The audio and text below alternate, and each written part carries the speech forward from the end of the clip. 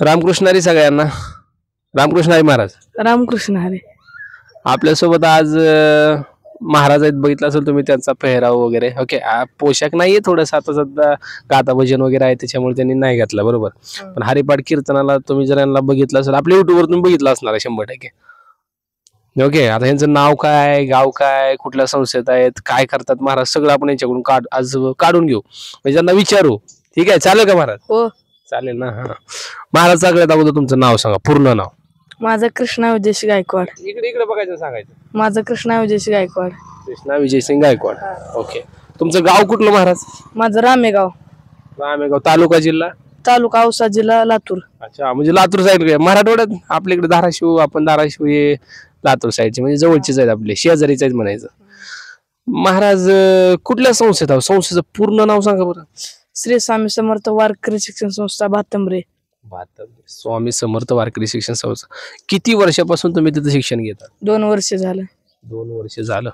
2 वर्षामध्ये काय काय कला तुम्ही आत्मसात केल्या? तुम्हाला मृदंगामध्ये तुम्ही जातायत का, गायनामध्ये आहेत का, कीर्तन काय, म्हणजे कुठल्या क्षेत्रामध्ये तुम्हाला पुढे जायचं? गायन कीर्तन. अच्छा, गायन. अच्छा, म्हणजे तुम्ही तिथं गायन शिकता फक्त? ओके, गायन शिकता. सगळे किती जण आहेत आता सध्या संस्थेमध्ये मुलं? 80 सगळे? ओ भाई साहेब, खूप जण आहेत म्हणजे.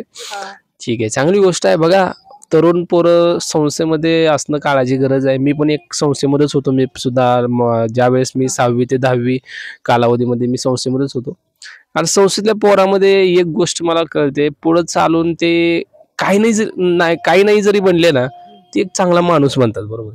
बरोबर. चांगला माणूस बनणं काळाची गरज आहे. त्यामुळं संस्थेतली पोरं, त्यामुळेच मी यांची मुलाखत आज घ्यायचं ठरवलं, की काय एक्झॅक्टली चालू आहे त्यांचं ते पण आपल्याला समजेल, आणि काय शिकतायत ते, त्यांची मानसिकता तुम्हाला समजून येईल. बघा, मला आणखीन तुम्हाला विचारायचं आहे, 80 पोरं तुम्ही म्हणता संस्थेमध्ये. दिनक्रम सांगा बरं संस्थेतला, सकाळी उठल्यापासून संध्याकाळी झोपेपर्यंत पूर्ण दिनक्रम सांगा. सकाळी पहाटे 5 वाजता उठलं ना, काकडा असतो. इकडे इकडे बघा ना. काकडा झालं की परत पुन्हा सकाळी पहाटे 4 वाजता 4 ते 5 काकडा. काकडा झाली परत पुन्हा 6 साडेसहा पर्यंत आंघोळ्या झाली, परत पुन्हा ती गणती आमचं समजा उरकण, त्याच्यामुळे झालं 7 वाजता 8 वाजता तास बसतो आमचा.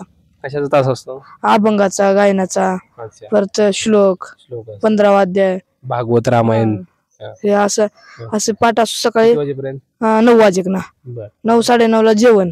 9 साडेनऊला एवढ्या लवकर? नाश्ता का जेवण? जेवण डायरेक्ट. जेवणाला काय असतं? जेवणला चपाती, वरण, भात. परत पुन्हा जेवण झाली 10 साडेदहाला, मग शाळेचा टायमिंग 10 ते 5.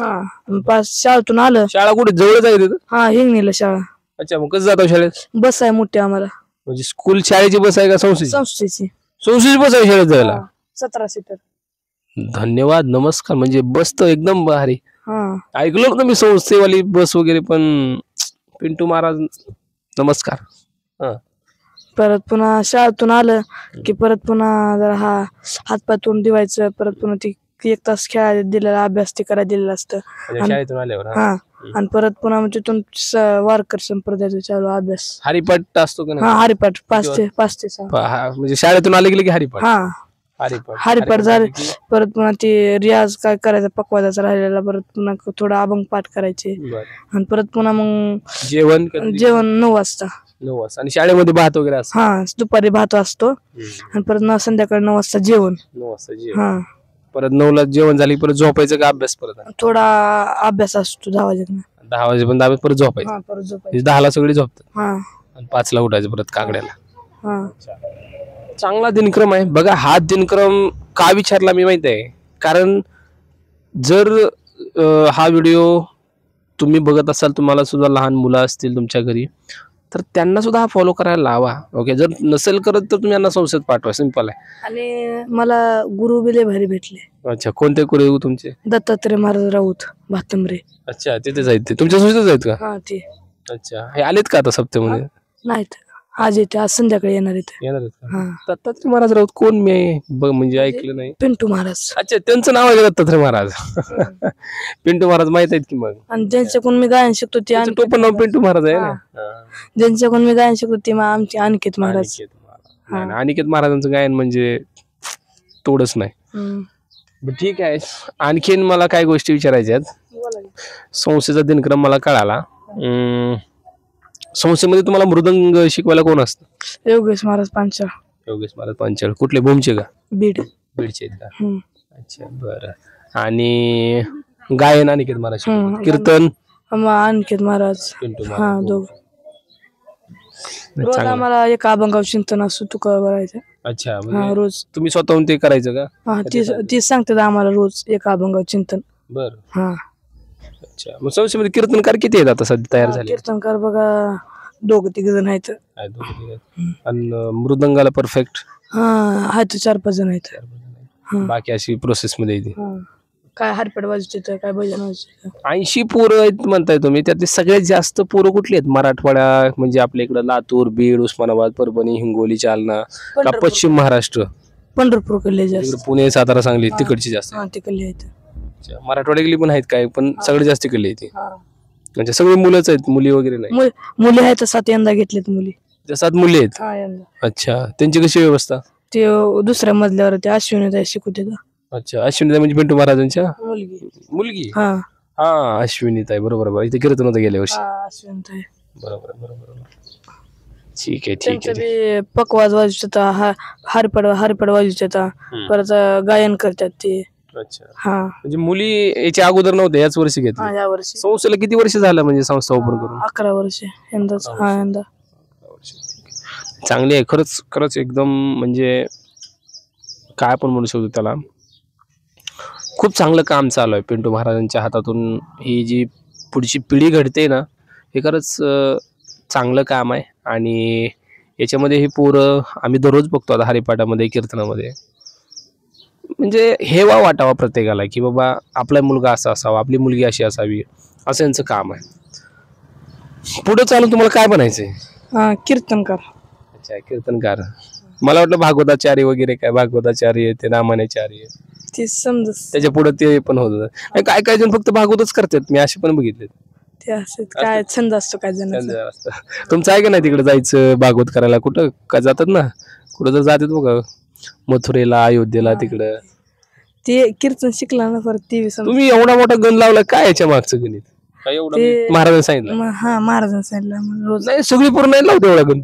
मग ती मला चौबदार असल्यामुळे मला ते लिहावं लागतं. चौबदार असल्यामुळे.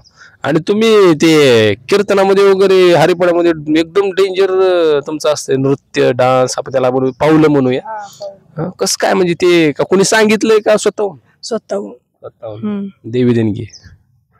नाही, पण कसं आहे बघा, संस्थेमध्ये मी पण राहून आलो, मला खूप साऱ्या गोष्टी माहित आहेत. महाराजांनी डोळं मोठं केलं की पोरं नाचतात, हे खरं आहे का? हे खरं आहे.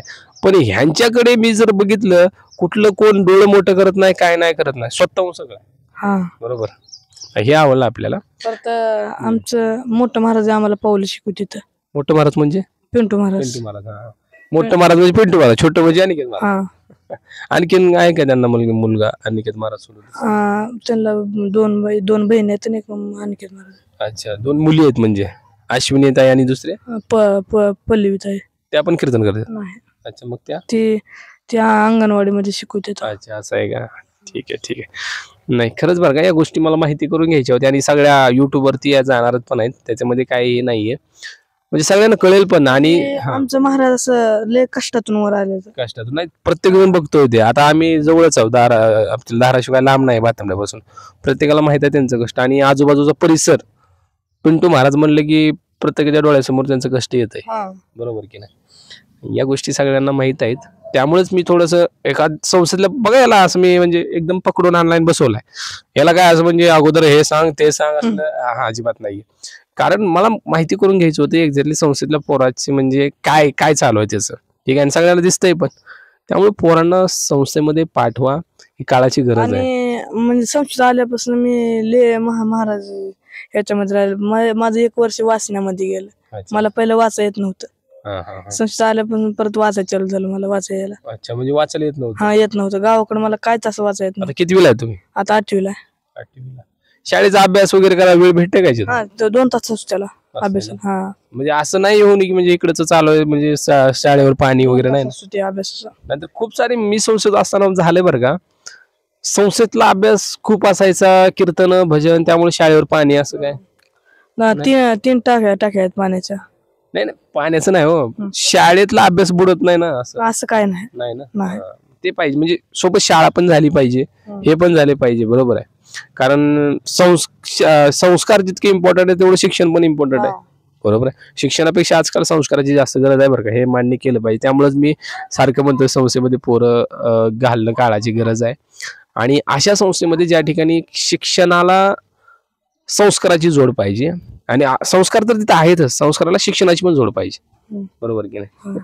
आणखीन काय तुम्हाला बोलावंसं वाटतंय? काय ना, ओके ओके ना सगळं? काय सांगायचं, काय युट्यूबवर खूप जण बघतायत तुम्हाला? काय नाही, मस्त एकदम भारी चालू आहे माझा अभ्यास. तुमचा मस्त. काय संदेश वगैरे तुमच्याकडून, महाराज तुम्ही मोठे, संदेश वगैरे काय द्यायचा असेल देऊ शकता. काय ठीक आहे, चालेल. चला भेटू मग आपण पुढल्या व्हिडिओ मध्ये. नमस्कार महाराज.